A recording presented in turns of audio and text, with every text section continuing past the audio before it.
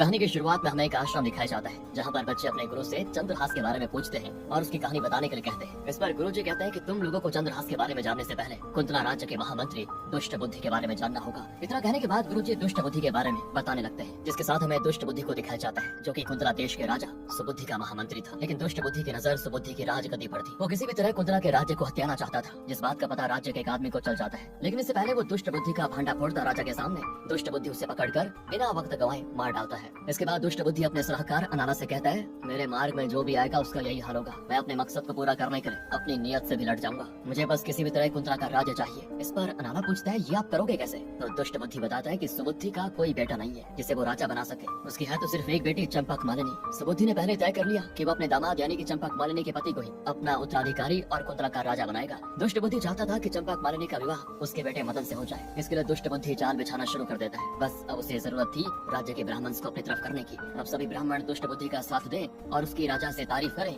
इसके लिए दुष्ट बुद्धि एक खोज करवाने का फैसला करता है, जिसमें वो राज्य भर के ब्राह्मणों को बुलवाता है। अनाला दुष्ट बुद्धि के आदेश पर इस भोज का आयोजन करता है, जिसमें सभी ब्राह्मण बहुत ही अच्छे से खाते हैं। अब दोस्तों, इस भोज के अगले दिन जब उनमें से एक ब्राह्मण कहीं जा रहा होता है तो उसे एक पेड़ के नीचे एक बच्चा दिखाई देता है जो कि नारायण की आराधना कर रहा होता है। ब्राह्मण उस बच्चे से उसका नाम, परिवार और गाँव के बारे में पूछता है, पर उस बच्चे को ये सब कुछ नहीं पता। मतलब कि ये बालक बिल्कुल अनाथ था। इस दौरान ब्राह्मण की नजर बच्चे के गले में टंगी शालिग्राम पर जाती है। साथ ही वो बच्चों के पाँव की तरफ भी देखता है, जिसमें 5 की जगह 6 उंगलियां होती है। बच्चे के चेहरे को देखकर ब्राह्मण समझ जाता है कि इस लड़के के भविष्य में राजयोग है। तो ब्राह्मण तुरंत इस लड़के को लेकर दुष्ट बुद्धि के पास पहुंच जाता है और फिर वो दुष्ट बुद्धि को इस लड़के के बारे में बताता है। ब्राह्मण कहता है, ये लड़का अनाथ है, लेकिन मैं चाहता हूँ कि आप इसका ख्याल रखो, क्योंकि भविष्य में ये लड़का इसी कुंतला देश का राजा बनने वाला है। ये सुनते ही दुष्ट बुद्धि तो हंसने लगता है, लेकिन ब्राह्मण कहता है कि ये इसकी किस्मत में है और मैं ये साफ साफ देख सकता हूँ। दुष्ट बुद्धि ब्राह्मण से कहता है कि आप बेफिक्र होकर जाओ, मैं इसका अच्छे से ख्याल रखूंगा। ब्राह्मण ये सुनते ही खुशी खुशी वहाँ से चला जाता है। इसके बाद दुष्ट बुद्धि भी उस लड़के के गले में शालिग्राम और उसके पैर में 6 उंगलियां देखता है। दोस्तों, ये जो शालिग्राम इस लड़के ने पहनी हुई है ना, वो असल में भगवान विष्णु का प्रतीक है। तो दुष्ट बुद्धि अब इस लड़के को रास्ते से हटाकर नियति को बदलना चाहता था, क्योंकि कुंतला का राज्य तो उसको चाहिए था। इसीलिए दुष्ट बुद्धि कुछ लोगों को उस लड़के को जंगल में ले जाकर मारने का काम देता है। ये लोग असल में लुटेरे थे, जिन्हें दुष्ट बुद्धि ने ऐसे कामों के लिए पाल के रखा हुआ था। ये लोग मतलब पैसों के लिए कुछ भी कर सकते थे। दुष्ट बुद्धि इनसे कहता है कि उस लड़के को जंगल में लेकर जाकर उसकी गर्दन धड़ से अलग कर दो और मुझे इसकी मौत का सबूत भी ला कर दो। बस अब दुष्ट बुद्धि के कहने पर वो लोग ऐसा ही करते हैं। साथ ही ये लोग दुष्ट बुद्धि को इस लड़के की मौत के सबूत के रूप में उस लड़के की पैर की 6वीं उंगली को काटकर भेंट कर देते हैं, जिसे देखकर दुष्ट बुद्धि काफी खुश होता है। इसके साथ ही दोस्तों, कहानी जाती है कुछ साल के आगे, जहाँ हम चंद्रवती राज्य में एक प्रतियोगिता होते हुए देखते हैं, जिसमें राज्य के सभी शूरवीर आए होते हैं और उन्हें एक दूसरे के खिलाफ प्रतिस्पर्धा करनी थी। इस प्रतियोगिता में जीतने वाले को यहाँ के राजा शिवपुट्टा स्वामी की तरफ से सम्मानित किया जाएगा। तो वहाँ पे वीर सिम्हा नाम का एक योद्धा सभी को हरा चुका था और वो घमंड में और लोगों को चुनौती दे रहा था, मगर कोई भी उसके सामने सर भी नहीं उठा पा रहा था। तभी वहाँ पे एंट्री होती है चंद्रहास की, जो कि इस राज्य के राजा के सलाहकार का बेटा है। चंद्रहास दोस्तों वीरों का वीर था। वो आते ही वीर सिम्हा और उसके लोगों को एक ही झटके में परास्त कर देता है, जिससे वीर सिम्हा की काफी बेइज्जती होती है, लेकिन उसे हार माननी ही पड़ती है, जिस कारण चंद्रहास उसकी जान नहीं लेता। इस प्रतियोगिता में जीतने के बाद खुद शिवपुट्टा स्वामी चंद्रहास को सम्मानित करते हैं और जब ये बात चंद्रहास की माँ को पता चलती है तो वो बड़ी खुश होती है। चंद्रहास के पिता तीर्थ यात्रा पर गए होते हैं, इसलिए उनकी जगह उनका काम चंद्रहास खुद संभालता है। साथ ही चंद्रहास की माँ उससे कहती है कि बेटा, पड़ोस का कुंतला राज्य हमारा मित्र राज्य है, इसलिए चंद्रहास की जीत की खुशी में वो राजा सुबुद्धि, उनकी रानी और महामंत्री दुष्ट बुद्धि को कुछ भेंट वगैरह भिजवाने को कहती है। और अब क्योंकि ये माँ का आदेश है तो चंद्रहास अपने एक दूत के जरिए कुंतला राज्य के राजा, रानी और दुष्ट बुद्धि के लिए भेंट भिजवाता है। इसके बाद दूत को हम अगले सीन में दुष्ट बुद्धि के सामने देखते हैं। दूत दुष्ट बुद्धि से बताता है कि समानता के पुत्र की तरफ से मैं आपके लिए भेंट लेकर आया हूँ। इस पर दुष्ट बुद्धि कहता है कि उनकी तो कोई भी संतान नहीं थी, तो अचानक ये पुत्र कहाँ से आ गया? तो दूत बताता है कि कुछ साल पहले जब एक बार समानता कुछ लोगों के साथ जंगल में शिकार करने गए थे, तो वहाँ पे उसी वक्त कुछ लोग एक लड़के को लेकर आए थे और उसके बाएं पैर की 6ठी उंगली काट दी थी उन्होंने। लेकिन वहाँ पे शेर था, तो वो सभी लोग उस बच्चे को उसी हालत में छोड़कर भाग गए। जिसके जाने के बाद उस बच्चे के सामने शेर आया और उसकी आवाज समानता तक पहुँच गई और उन्होंने शेर से उस बच्चे को बचा लिया। दोस्तों, ये वही बच्चा था जिसे दुष्ट बुद्धि ने मारने का आदेश दिया था। उन लोगों ने सोचा कि बच्चे को शेर खा लेगा और उसके पैर की 6वीं उंगली को सबूत की तरह पेश कर लेंगे, लेकिन शायद किस्मत को कुछ और ही मंजूर था। उस बच्चे को समानता ने बचाया और साथ ही उन्होंने उस बच्चे को गोद ले लिया। उसका नाम उन्होंने रखा चंद्रहास, मतलब चांद जैसी मुस्कान। अब इस बारे में जानने के बाद दुष्ट बुद्धि एकदम से बौखला जाता है और उसके मन में एक नया षड्यंत्र जन्म लेता है ताकि वो चंद्रहास को मार सके। इसलिए दुष्ट बुद्धि फैसला करता है दूत के साथ चंद्रावती के राज्य जाकर रहने का। साथ ही वो पक्का करना चाहता था कि चंद्रहास वही बच्चा है जिसे उसने बचपन में मारना चाहा या कोई और। तो बस अगले दिन दुष्ट बुद्धि अनाला के साथ चंद्रावती पहुंच जाता है, जहाँ समानता उसका काफी अच्छे से स्वागत करता है। फिर जाकर बारी आती है चंद्रहास से मिलने की, तो दुष्ट बुद्धि उसको देखकर दंग रह जाता है, क्योंकि ये वही छोटा बालक था जिसे उसने बचपन में मरवाना चाहा और आज तो वो एक वीर योद्धा बन चुका है। दुष्ट बुद्धि ने चंद्रहास के बाएं पैर की वो कटी हुई उंगली देख ली थी। ये देखते दुष्ट बुद्धि अचानक से बोल पड़ता है कि मैं इतना जरूरी काम कैसे बोल सकता हूँ, मुझे अति शीघ्र वापस कुंतला जाना होगा। मुझे अपने बेटे मदन को कुछ जरूरी बातें बतानी होंगी, अगर मैं नहीं गया तो बहुत बड़ी गड़बड़ हो जाएगी। महाराजा सुबुद्धि मुझ पर गुस्सा करेंगे। दुष्ट बुद्धि की बातें सुनकर चंद्रहास उससे कहता है कि देखो, अगर आप बुरा ना माने तो क्या मैं आपका संदेशा लेकर खुद आपके बेटे मदन के पास जाऊं और उसे आपका संदेश पहुंचा दूं? कि सुनते ही दुष्ट बुद्धि मुस्कुराता है और कहता है ठीक है, तुम ही जाओ और समय से मेरा संदेश वहां पहुंचा दो। यहाँ दुष्ट बुद्धि मन मन मुस्कुरा रहा होता है क्योंकि वो शायद यही चाहता था और उसका कुछ तो गलत इरादा था। दुष्ट बुद्धि एक पत्र लिखकर चंद्रहास को देता है और उसको जाने के लिए कह देता है। साथ ही वो अनाला से हंसते हुए कहता है कि ये एक पत्र नहीं बल्कि चंद्रहास की मौत का संदेश है। अनाला यहाँ दुष्ट बुद्धि की साजिश को समझ जाता है, लेकिन दोस्तों यहाँ अनाला का कुछ और ही प्लान था। वो भी दुष्ट बुद्धि की तरह षड्यंत्र कर रहा था ताकि उससे वो अपने रास्ते से हटा सके और एक दिन कुंतला देश पर आक्रमण करवाकर उसका राजा बन जाए। लेकिन उसके इरादे के बारे में दुष्ट बुद्धि को नहीं पता था। अनाला अपने एक आदमी को कुछ कहकर उसे कुछ करने के लिए कह देता है। इसके बाद वो शख्स जाकर चंद्रहास के दुश्मन वीर सिम्हा से मिलता है और वीर सिम्हा उसकी बात को सुनकर बड़ा खुश हो जाता है। मतलब कुछ तो था जो दुष्ट बुद्धि के पीछे चल रहा था। खैर दोस्तों, कहानी आगे बढ़ती है और हम देखते हैं कि चंद्रहास कुंतला के लिए निकल चुका है। रास्ते में रात को वो जंगल में एक पेड़ के नीचे आराम करने के लिए रुकता है। तभी उसके ऊपर कुछ बदमाश हमला कर देते हैं और उसे बचपन की तरह पेट से बांध देते हैं। इस दौरान चंद्रहास के सामने बचपन की तरह एक शेर आ जाता है, मगर चंद्रहास अपनी पूरी ताकत लगाते हुए श्री हरि का नाम ले रहा होता है। तभी अचानक से उसके गले में लटक रही शालिग्राम चमकने लगती है और चंद्रहास में एक अजीब सी शक्ति आ जाती है, जिसकी वजह से वो उस शेर का मुकाबला कर देता है और आखिर में अकेले ही उस शेर को वहीं धराशायी कर देता है। अब दोस्तों, हमें दुष्ट बुद्धि की बेटी विश्या को दिखाया जाता है जो कि अब शादी लायक हो चुकी है। साथ ही हमें दुष्ट बुद्धि के बेटे मदन का भी परिचय दिखाया जाता है जो कि थोड़ा भोला मगर दिल का साफ है। उसके लिए उसके पिता की आज्ञा ही सब कुछ थी। दूसरी तरफ चंद्रहास अब कुंतला के करीब पहुंच जाता है और दूसरी रात वो कुछ देर के लिए एक नारायण मंदिर में रुककर आराम करने का सोचता है। चंद्रहास एक जगह बैठकर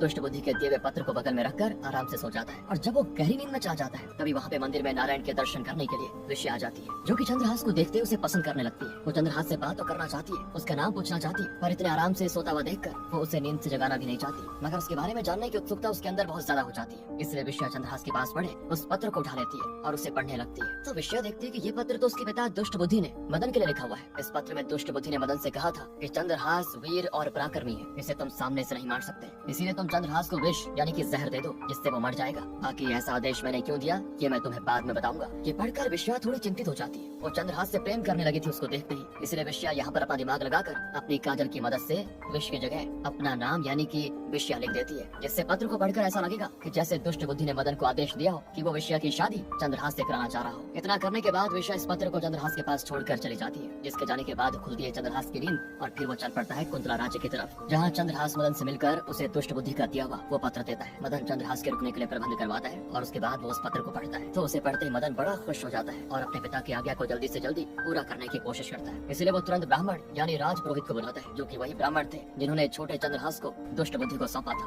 ब्राह्मण को मदन दुष्ट बुद्धि की इच्छा के बारे में बताता है, तो ब्राह्मण भी चंद्रहास से मिलने के लिए बड़े आतुर हो जाते हैं। चंद्रहास को बुलाया जाता है। इसे जब ब्राह्मण देखता है ना तो उसे चंद्रहास के गले में लटक रही शालिग्राम दिखती है। फिर उसकी नजर चंद्रहास के बाएं पैर की कटी हुई उस उंगली पर पड़ती है। इसको देखते ब्राह्मण को पता लग जाता है कि ये वही बालक है। अब ब्राह्मण चंद्रहास और विश्या को एक दूसरे से मिलवाते हैं और उन्हें बताते हैं उनकी शादी के बारे में। बस फिर क्या था, मदन को लगता है कि इस पत्र को उसके पिता ने ऐसे गुप्त तरीके से भिजवाया, यानी कि वो चंद्रहास और बहन विश्या की गुप्त रूप से शादी करवाना चाहते हैं। इधर 3 दिन बीत चुके थे लेकिन चंद्रहास का कोई अता पता नहीं होता, उसकी मौत की खबर भी नहीं आती, इसलिए दुष्ट बुद्धि एकदम से बेचैन हो जाता है। फिर क्या था, दुष्ट बुद्धि स्वयं जाकर कुंतला में देखने की कोशिश करता है कि आखिर चंद्रहास की मौत की कोई खबर आई क्यों नहीं, इसीलिए वो भी अनाला के साथ कुंतला राज्य के लिए निकल पड़ता है। अब यहाँ पहुँचते ही दुष्ट बुद्धि रास्ते में राज पुरोहित यानी कि ब्राह्मण से मिलता है, जो कि दुष्ट बुद्धि को उसकी बेटी विश्या और चंद्रहास की शादी के बारे में सब बता देता है। ये सुनते ही दुष्ट बुद्धि बिल्कुल बौखला जाता है और तलवार लेकर हर तरफ अपने बेटे मदन को ढूंढता है। मदन के गले में तलवार रखकर दुष्ट बुद्धि उससे कहता है कि मैंने तुझसे क्या करने को कहा था और तूने क्या किया। तो मदन अपने पिता को पत्र दिखाता है जिसमें विश को विश्या लिखा हुआ है। ये पढ़कर दुष्ट बुद्धि एकदम से टूट जाता है। उससे मिलने के लिए चंद्रहास और विश्या भी आ जाते हैं, जिनसे मिलकर जाहिर है दुष्ट बुद्धि बिल्कुल परेशान नहीं होता। कुछ देर के बाद मदन को राजा सुबुद्धि का बुलावा आता है, तो वो दुष्ट बुद्धि से आशीर्वाद लेकर निकल जाता है और विश्या अपने पिता के लिए कुछ अच्छा सा बनाने में लग जाती है। यही मौका था दोस्तों दुष्ट बुद्धि के पास अपनी आखिरी चाल चलने का। वो नियति के सामने हार नहीं मानना चाहता था और शायद दुष्ट बुद्धि के पाप का घड़ा भी भर चुका था, लेकिन शायद इस बार वो अपने साथ कई और लोगों को नुकसान करेगा। कहते हैं ना, विनाश काले विपरीत बुद्धि। दुष्ट बुद्धि चंद्रहास से पूछता है कि शादी के बाद क्या तुम लोग सभी मंदिरों में दर्शन करने गए? तो चंद्रहास कहता है हाँ, सब जगह दर्शन किए। तो दुष्ट बुद्धि कुछ मंदिरों के नाम लेता है, तो चंद्रहास भी हाँ में हाँ करते जाता है कि यहाँ भी गए वहाँ भी गए। लेकिन जब दुष्ट बुद्धि माँ काली के मंदिर की बात करता है तो चंद्रहास कहता है कि वहाँ तो नहीं गए हम लोग। तब दुष्ट बुद्धि कहता है कि शादी के 3 दिन के अंदर ही हमारे यहाँ माँ काली के मंदिर में जाकर पूजा करने की रीत है और इसे सिर्फ दूल्हा करता है, दुल्हन नहीं। इसके लिए दूल्हे को अकेला जाना पड़ता है। अब आज चंद्रहास की शादी का तीसरा दिन था, तो वो दुष्ट बुद्धि की बात मानकर मंदिर के लिए निकल जाता है। इस दौरान दोस्तों दुष्ट बुद्धि फिर उन्हीं लोगों के पास जाता है जिन्हें उसने छोटे चंद्रहास को मारने का उस समय आदेश दिया था। पहले तो दुष्ट बुद्धि उनमें से एक को गुस्से में मार देता है और कहता है कि तुम लोगों ने उस वक्त मेरा काम नहीं किया, लेकिन इस बार तुम्हें यह काम पूरा करना ही होगा। काली मंदिर में एक शख्स बिल्कुल अकेला जा रहा है, उसे जाकर मौत के घाट उतार दो, बदले में मैं तुम्हें मारा मार कर दूंगा। इस पर वो लोग कहते हैं कि अगर उसकी जगह कोई और आ गया तो हम कैसे उसको पहचानेंगे। तो दुष्ट बुद्धि कहता है कि कोई भी आए उसे मार डालो, उसका सर धड़ से अलग कर दो। बस दोस्तों उसके इतना आदेश देते ही सभी लोग निकल पड़ते हैं वहाँ। इधर जब चंद्रहास मंदिर के लिए निकल रहा होता है, तभी वहाँ पे मदन राजा सुबुद्धि से मिलकर लौट रहा होता है। वो चंद्रहास को बताता है कि सुबुद्धि अभी आपसे मिलना चाहते हैं, उन्हें आपसे कुछ जरूरी बातें करनी है राज्य के बारे में। लेकिन चंद्रहास को दुष्ट बुद्धि ने मंदिर जाने को कहा था और राजा का आदेश भी नहीं टाला जा सकता। तो मदन कहता है कि एक काम करो, तुम राजा के पास जाओ और मैं तुम्हारी जगह मंदिर जाकर तुम्हारी तरफ से पूजा करवा लूंगा। चंद्रहास का मन बड़ा बेचैन था, उसे मदन को वहाँ भेजना सही नहीं लग रहा था, मगर मदन के बार बार कहने पर वो मदन को मंदिर भेज देता है और खुद जाता है राजा के पास। मंदिर पहुंचकर जब मदन पूजा वगैरह कर रहा होता है, तभी वहाँ पे दुष्ट बुद्धि के भेजे हुए वो दुष्ट लोग आ जाते हैं और मदन को चंद्रहास समझकर घेर लेते हैं, जिन्हें देखकर मदन उनसे लड़ने लगता है। इधर यहाँ चंद्रहास राजा से मिलकर वापस आ जाता है, जिससे जब दुष्ट बुद्धि देखता है तो वो कहता है तुम मंदिर नहीं गए। तो चंद्रहास उसे सारी बातें बताता है कि ये हो गया, मेरी जगह मदन वहाँ पर गया। और ये बातें सुनते ही दुष्ट बुद्धि के पैरों तले जमीन खिसक जाती है। तुरंत वो अपने बेटे का नाम पुकारते हुए मंदिर की तरफ भागता है, क्योंकि वो समझ चुका था कि मदन की जान को खतरा है। अब दुष्ट बुद्धि को ऐसा देखकर चंद्रहास भी उसके पीछे जाता है। दोनों को इस तरह परेशान होकर देखकर ये खबर विश्व को लग जाती है, तो वो भी मंदिर की तरफ चल पड़ती है। इधर जैसे दुष्ट बुद्धि मंदिर में पहुंचता है, वो सभी लोग मदन का सर धड़ से अलग कर चुके थे, जो देखकर दुष्ट बुद्धि एकदम से बौखला जाता है। लेकिन पता नहीं क्यों ये लोग उल्टा दुष्ट बुद्धि पर वार करने लगते हैं। दुष्ट बुद्धि दो तीनों को तो मारता है, तब तक वहाँ पे चंद्रहास आकर लड़ाई का मोर्चा संभाल लेता है और दुष्ट बुद्धि रोते हुए अपने बेटे की लाश के पास पहुँच जाता है। आज दुष्ट बुद्धि को समझ आ जाता है कि ये सब उसी के पापों का फल है। वो रोते हुए माँ काली से कहता है कि तुमने मेरे पुत्र को मेरे कर्मों की सजा क्यों दी? अगर तुम चाहती हो कि मुझे सजा मिले तो मैं अभी इसी वक्त अपनी जान यहाँ दे दूंगा। और इतना कहते दुष्ट बुद्धि खुद का सर अपनी तलवार से अलग कर देता है। इसको मरते देखकर चंद्रहास बौखला पड़ता है और सभी से और भी तेज लड़ने लग जाता है। ठीक उसी वक्त वहाँ पे विश्या भी पहुँच जाती है, जो कि अपने भाई और पिता की लाश को देखकर बहुत रोती है। इस दौरान जिनसे चंद्रहास लड़ रहा था वो उसे पकड़ लेते हैं। फिर विश्या चंद्रहास की तलवार फेंक देती है, मगर कोई फायदा नहीं होता। चंद्रहास उस तलवार को नहीं पाता और इस दौरान वहाँ पे एक और शख्स आता है और आते ही वो विश्या को बालों से पकड़ लेता है। ये असल में दोस्तों कोई और नहीं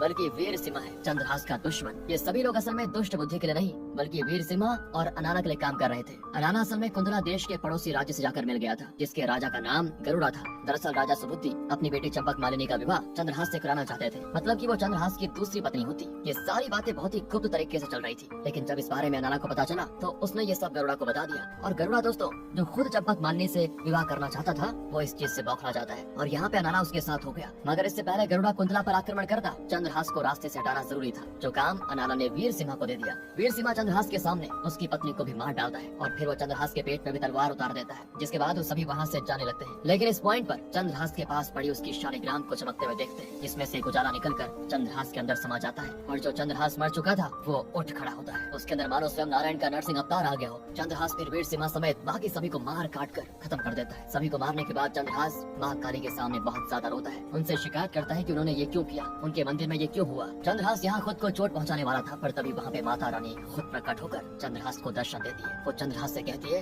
कि तुम्हें इस राज्य की सुरक्षा करने के लिए नियति ने चुना है। आगे तुम्हारे सामने और भी रुकावटें आएंगी तो उनके लिए नियति तुम्हें तैयार करना चाहती है, इसीलिए ये सब आज हुआ, कुछ बड़ा होने वाला है। दोस्तों माता रानी चंद्रहास को राजा की बेटी चंपक मालिनी से विवाह करने के लिए कहती है, क्योंकि ये करके ही वो कुंतला देश को उसके दुश्मनों से बचा पाएगा। साथ ही वो चंद्रहास से कहती है कि चिंता ना करो, मैं तुमसे प्रसन्न हूँ और जब भी तुम्हें जरूरत पड़ेगी मैं और श्री हरि तुम्हारे द्वारा सच्चे दिल से याद करने पर आ जाएंगे। बाकी सभी को मैं जीवन दान दे रही हूँ। ये कहकर माँ चले जाती है और उनके जाते ही विश्या, दुष्ट बुद्धि और मदन तीनों ही जीवित हो जाते हैं। दुष्ट बुद्धि और मदन के सर अपने आप उनके धड़ से जुड़ जाते हैं। इस चमत्कार को देखकर दुष्ट बुद्धि अपनी गलतियों के लिए चंद्रहास से माफी मांगता है और साथ ही कहता है कि मेरे मरने के साथ मेरे दुष्ट बुद्धि भी मर गई और इस नए जन्म के साथ मुझे सद्बुद्धि आ गई, इसीलिए अब मैं इस राज्य के लिए तत्पर रहूंगा। दुष्ट बुद्धि की समझ में आ चुका था दोस्तों कि प्रभु की बनाई नियति को बदलना किसी के भी हाथ में नहीं है। जैसे भगवान कृष्ण ने कंस का वध किया, यही कंस की नियति थी, उसी तरह कुंतला देश का राजा बनना चंद्रहास की नियति है। और यहाँ सभी खुश थे और खुशी खुशी साथ में घर लौट जाते हैं। लेकिन गरुड़ा को जब चंद्रहास के जीवित होने की खबर मिलती है तो वो खुश नहीं होता।